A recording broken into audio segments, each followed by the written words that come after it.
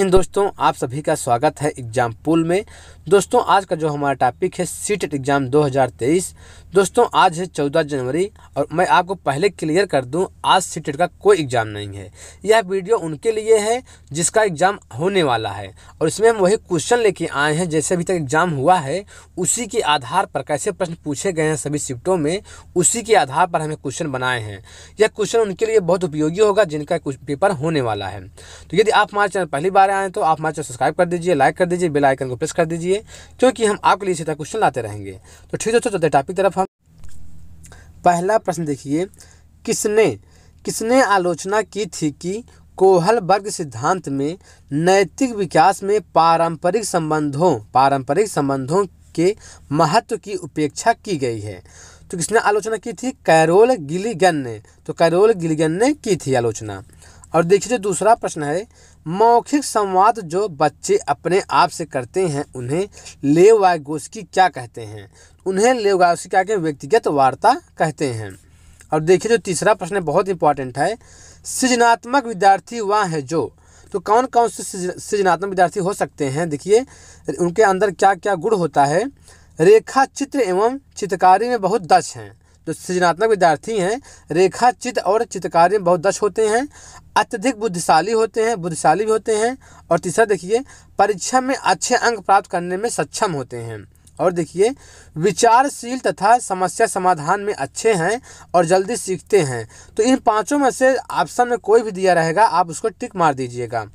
अगला प्रश्न, शिक्षार्थी जो सीख चुके हैं उसे दोहराने अथवा याद करने में सहायता करना महत्वपूर्ण है क्योंकि पूर्व ज्ञान को नई जानकारी से जोड़ना अधिगम को बढ़ाता है। और देखिए जो पांचवा प्रश्न है, रोहित राजेंद्र को राजेंद्र उच्चारित करता है, उसके उच्चारण में क्या प्रभाव है? जो राजेंद्र को राजेंद्र उच्चारित करता है तो यह किसका प्रभाव है? क्षेत्रीयता का प्रभाव है। और देखिए जो छठवां प्रश्न है, पियाजे ने किसी बच्चे की विचारों में नए विचारों के समावेश हो जाने को क्या कहा है? तो क्या कहा है? सात्वीकरण कहा है। और देखिए जो सातवां प्रश्न है, एक शिक्षिका पाठ्य वस्तु और फल सब्जियों के कुछ चित्रों का प्रयोग अंकित है और अपने विद्यार्थियों से चर्चा करती है। विद्यार्थी इन जानकारी को अपने पूर्व ज्ञान से जोड़ते हैं और पोषण की संकल्पना को सीखते हैं। यह उपागम किस पर आधारित है? तो यह उपागम किस पर आधारित है? ज्ञान के निर्माण पर आधारित है। और देखिए जो आठवां प्रश्न है, भारतीय समाज में बहुभाषी चरित्र को देखा जाना चाहिए। तो भारतीय समाज में बहुभाषी चरित्र को कैसे देखा जाना चाहिए? इसका जो आंसर होगा, विद्यालयी जीवन के संवर्धन के संसाधन के रूप में देखा जाना चाहिए। और देखिए जो 9वां प्रश्न है, मास्लो के आवश्यकता पदानुक्रम सिद्धांत के अनुसार कौन सी आवश्यकता सबसे अंत में पूरी होती है? तो कौन सी आवश्यकता सबसे अंत में पूरी होती है मास्लो के अनुसार? आत्म यथार्थता सबसे अंत में पूरी होती है। अगला क्वेश्चन देखिए, शिक्षण से अधिगम पर बल देने वाला परिवर्तन हो सकता है। तो क्या हो सकता है? बाल केंद्रित शिक्षा पद्धति अपनाकर। अगला क्वेश्चन देखिए जो 11वां प्रश्न है, विद्यार्थी गणित की संकल्पना और सिद्धांतों के अर्थ को समझाता है। यह अधिगम के किस उद्देश्य की प्राप्ति है? तो किस उद्देश्य की प्राप्ति है? अवबोधन। और देखिए जो अगला प्रश्न है 12वां प्रश्न, मोहन खिलौने के घटकों के अन्वेषण के लिए उन्हें तोड़कर अलग अलग कर देता है। आप क्या करेंगे? तो आपको क्या करना चाहिए? उसके स्वभाव को प्रोत्साहित करते हुए उसकी ऊर्जा को सही दिशा प्रदान करेंगे। और देखिए जो अगला प्रश्न है, शैक्षिक विकास में मूल्यांकन का अर्थ है। शैक्षिक विकास में मूल्यांकन का अर्थ क्या है? छात्रों की प्रगति का आकलन। और देखिए जो 14 प्रश्न है, जब शिक्षार्थियों को समूह में किसी समस्या पर चर्चा का अवसर दिया जाता है तब उनके सीखने का वक्र कैसा होता है? तो बेहतर होता है। अगला प्रश्न, उड़ीसा राज्य से भारत के कितने राज्य का सीमा लगता है? तो उड़ीसा राज्य से भारत कितने राज्य का सीमा लगता है? तो आपका 4 राज्य है, आंध्र प्रदेश, छत्तीसगढ़, झारखंड और पश्चिम बंगाल। यही 4 राज्य हैं जो उड़ीसा के राज्य से बॉर्डर साझा करते हैं। और देखिए जो अगला प्रश्न है, एक शिक्षक अपने लोकतांत्रिक प्रभाव के कारण छात्रों की कक्षा में कहीं भी बैठने देता है। तो कुछ एक साथ बैठकर सामूहिक पठन करते हैं और कुछ शांति से बैठकर स्वयं पठन करते हैं। अभिभावक इसे पसंद नहीं करते हैं।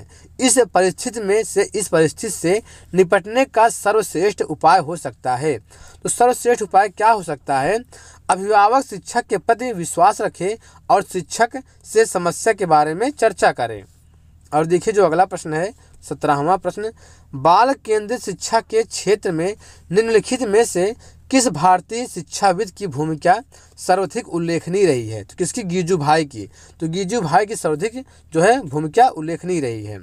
अगला क्वेश्चन देखिए, कोहलबर्ग द्वारा प्रतिपादित नैतिक विकास की अवस्था के सिद्धांत के अनुसार नैतिक या चारित्रिक विकास की चरम अवस्था है। तो किस अवस्था में? आधारयुक्त आत्मचेतना अवस्था। तो आधारयुक्त आत्मचेतना अवस्था जो है विकास की चरम अवस्था है। और देखिए, प्रचलित योजनाओं में नई जानकारी जोड़ने को किस नाम से जाना जाता है? तो किस नाम से जाना जाता है? आत्मसातकरण के नाम से जाना जाता है। अगला प्रश्न, छात्रों को उपचारात्मक शिक्षण प्रदान करने की सबसे सुगम विधि है। सबसे सुगम विधि क्या है? छात्रों के यहाँ पे अधिगम है, यहाँ पे अधिगम। तो छात्रों के अधिगम संबंधित दोषों एवं कमजोरियों का निदान करना। और देखिए जो 22वां प्रश्न है, 14 वर्षीय देविका अपने आप से पृथक स्वनियंत्रित व्यक्ति की भावना को विकसित करने का प्रयास कर रही है। वह विकसित कर रही है, तो क्या विकसित कर रही है? स्वायत्तता विकसित कर रही है। और देखिए जो 23वां प्रश्न है, आपकी कक्षा का एक बच्चा किसी समस्या को समझने का प्रयास कर रहा है, आप उस बच्चे की विषय में क्या कहेंगे? तो आप उस बच्चे के विषय में क्या कहेंगे? बच्चे में वैज्ञानिक सोच का विकास हो रहा है। अगला क्वेश्चन देखिए 24 प्रश्न, शिक्षण की विभिन्न विधियों के प्रयोग के लिए कौन सी अवस्था सर्वाधिक उपयुक्त है? तो कौन सी? बाल्यावस्था। बाल्यावस्था में आप शिक्षण की विभिन्न विधियों का प्रयोग कर सकते हैं। अगला प्रश्न, बच्चे अनौपचारिक अधिगम के माध्यम से भी सीखते हैं। निम्न में से कौन सा अनौपचारिक शिक्षा का भाग है? तो कौन सा अनौपचारिक शिक्षा का भाग है? परिवार है, दोस्त हैं, समाज हैं, ये सब क्या है? अनौपचारिक शिक्षा के भाग हैं। स्कूल जो होता है औपचारिक शिक्षा का भाग है। और देखिए जो 26वां प्रश्न है, हिंदी प्रयोग के विविध रूपों को जानने के लिए उपयोगी साधन हो सकता है। तो कौन सा उपयोगी साधन हो सकता है हिंदी के विविध रूपों को जानने के लिए? बाल साहित्य का विविध उपयोग। और देखिए जो 27 प्रश्न है, अध्यापक को इस बात की जानकारी होनी चाहिए कि बच्चों को कैसे पढ़ाना है, बच्चे किस आयु में सीखते हैं, शिक्षा की कौन सी विधि से विचारधारा का पोषण करती है। तो क्या करना चाहिए? पेस्टोलॉजी विधि का प्रयोग करना चाहिए।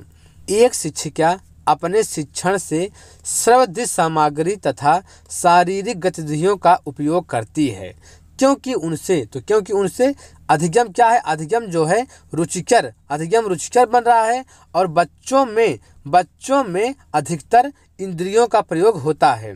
और देखिए जो 29वां प्रश्न है, छोटे शिक्षार्थियों को कक्ष में समवयस्कों के साथ अंतःक्रिया करने के लिए प्रोत्साहित करना चाहिए, जिससे वे पढ़ने के दौरान सामाजिक कौशल सीख सकें। और देखिए जो 30वां प्रश्न है, किशोरावस्था में बच्चे किस प्रकार की समस्या का सामना करते हैं? तो किस प्रकार की समस्या का सामना करते हैं? शारीरिक एवं मानसिक परिवर्तन से समायोजन करना। और देखिए जो अगला प्रश्न है 31 प्रश्न, एक शिक्षिका सदैव अपने शिक्षार्थियों को एक विषय के क्षेत्र में अर्जित ज्ञान को अन्य विषयों के क्षेत्र में अर्जित ज्ञान को जोड़ने में मदद करती है, तो इससे प्रोत्साहित करने में मदद मिलती है। तो क्या मिलती है? ज्ञान का सहसंबंध और अंतरण। और देखिए जो 32 प्रश्न है, आप अपनी कक्षा में से कुछ छात्रों को चुनकर 6 महीने में उनमें होने वाले विचार की एक रिपोर्ट तैयार करना चाहते हैं, तो इसके लिए आप क्या चुनेंगे? तो आपको क्या चुनना चाहिए? प्रत्येक माह उनकी रुचियां, आदतों, दृष्टिकोणों, स्वभाव, व्यक्तित्व, व्यवहार आदि में होने वाले परिवर्तन की जांच करेंगे। और देखिए जो अगला प्रश्न है 33 प्रश्न, सभी के लिए विद्यालयों में सभी को शिक्षा निम्नलिखित में से किसके लिए प्रचार वाक्य हो सकता है? तो किसके लिए प्रचार हो सकता है? समावेशी शिक्षा के लिए हो सकता है। अगला क्वेश्चन, बाल विकास का निम्नलिखित में से कौन सा सिद्धांत यह बताता है कि बालक सबसे पहले अपने सिर और भुजाओं की गति पर नियंत्रण करना सीखता है और उसके बाद फिर अपने पैरों पर। तो विकास की कौन सा सिद्धांत? विकास की दिशा का सिद्धांत यह बताता है। अगला प्रश्न, राधा अपने वर्ग को मैदानी पर्यटन पर ले जाती है और वापस आने के बाद वह अपने विद्यार्थियों से चर्चा करती है। इसका सूचित अर्थ होता है, क्या अर्थ होता है? शिक्षण का वह मूल्यांकन करती है। और देखिए जो अगला प्रश्न है, एक छोटा सा बच्चा भूतकाल में समान परिस्थिति में उसके द्वारा की गई प्रतिक्रिया के आधार पर नवीन परिस्थिति पर प्रतिक्रिया देता है। यह संबंधित है, यह किससे संबंधित है? अधिगम का समरूपता का नियम से संबंधित है। प्रश्न, आजकल शिक्षा के विभिन्न आधारों पर विशेष जोर दिया जाता है। आधुनिक शिक्षा प्रणाली के एक समर्थक के रूप में आपके अनुसार बालक की शिक्षा यहाँ पे निम्नलिखित में से किस पर आधारित होनी चाहिए? तो किस पर आधारित होनी चाहिए? बालक की मूल प्रवृत्तियों, प्रेरणाओं और संयोगों पर आधारित होनी चाहिए। अगला क्वेश्चन देखिए, अधिगम को बेहतर बनाया जा सकता है यदि। तो अधिगम को बेहतर कब बनाया जा सकता है? वास्तविक जगत की परिस्थितियों को कक्षा में लाया जाए, जिससे छात्र एक दूसरे से परस्पर संवाद करें तथा शिक्षक उसे सुगम बनाए। और देखिए जो लास्ट प्रश्न है, यदि कोई बालक किसी कार्य को बार बार दोहराता है तो वह थॉर्नडाइक के किस नियम का अनुपालन करता है? तो अभ्यास के नियम का अनुपालन करता है। तो ठीक दोस्तों, इससे हमारा 40 बहुत महत्वपूर्ण क्वेश्चन कंप्लीट हुआ है। इसमें से क्वेश्चन जरूर आएगा। यदि आप हमारे चैनल पहली बार आए हैं तो आप हमारे चैनल सब्सक्राइब कर दीजिए, लाइक कर दीजिए, बेल आइकन को प्रेस कर दीजिए, क्योंकि हम आपके लिए इसी तरह क्वेश्चन लाते रहेंगे। ठीक दोस्तों, आज की